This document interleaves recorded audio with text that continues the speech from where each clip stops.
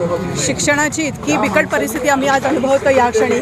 आमच्या कॉलेजमध्ये भयंकर अन्यायकारक परिस्थिती आज निर्माण झालेली आहे आणि या सगळ्या पार्श्वभूमीवरती राजकारणी, मोठे पदाधिकारी आमच्याकडे ह्या आमच्या परिस्थितीकडे दुर्लक्ष करतायत, म्हणून आम्ही या मतदानावरती बहिष्कार टाकण्याचं ठरवलेलं आहे। आम्ही एकूण सगळे मिळून शिक्षक, शिक्षकेतर कर्मचारी मिळून सगळे 50 जण आहोत आणि सर्वांचा आमचा ह्याच्यावरती बहिष्कार आहे। सर, आमची मागणी ही आहे की या डोंबिवली शिक्षण प्रसारक मंडळावर लवकरात लवकर प्रशासक नेमावा। जर येत्या 26 तारखेपर्यंत यांनी प्रशासक नेमला नाही तर येणाऱ्या पदवीधर मतदारावर आम्ही बहिष्कार टाकणार आहोत।